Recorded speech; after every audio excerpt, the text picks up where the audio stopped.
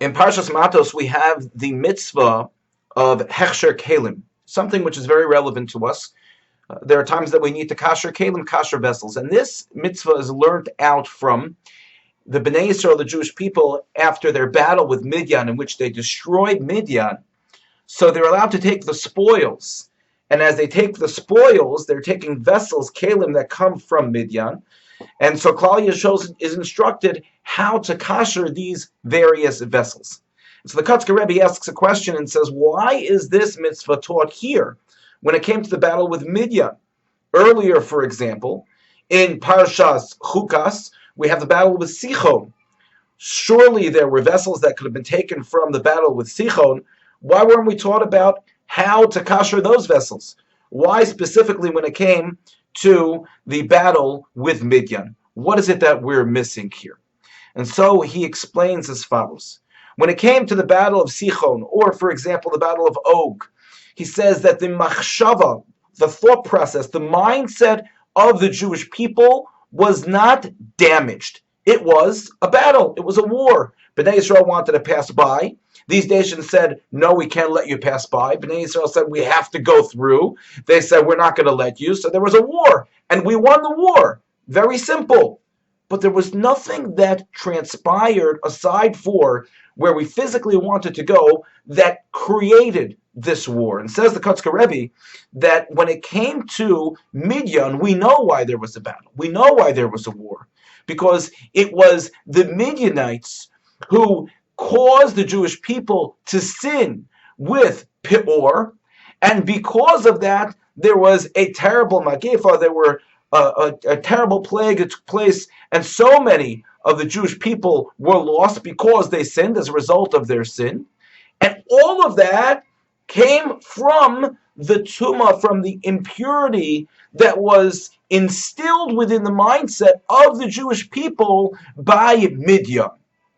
Therefore, says the Kotzker Rebbe, therefore the concept of Hag'ala, that which needs to be kashered, applies here.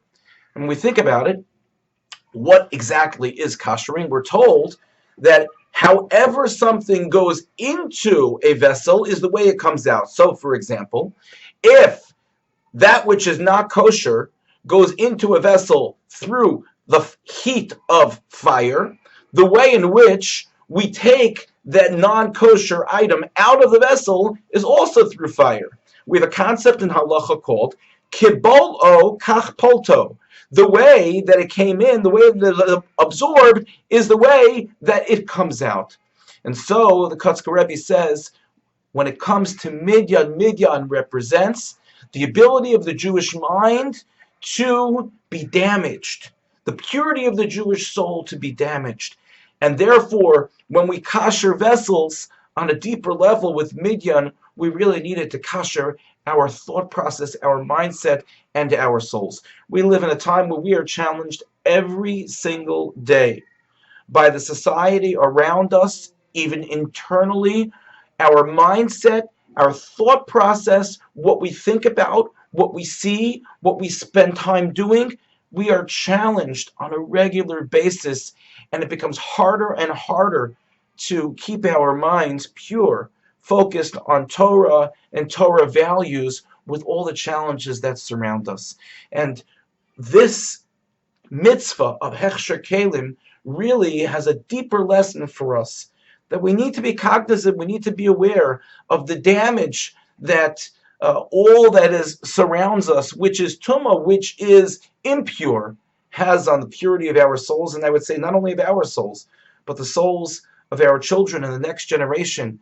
We need to take stock of that, and we need to make sure that on some level we find a way to stand up to the challenge, to conquer it, and to preserve the purity of the Jewish people and the Jewish soul in our society. Thank you so much for listening, and have a good Shabbos.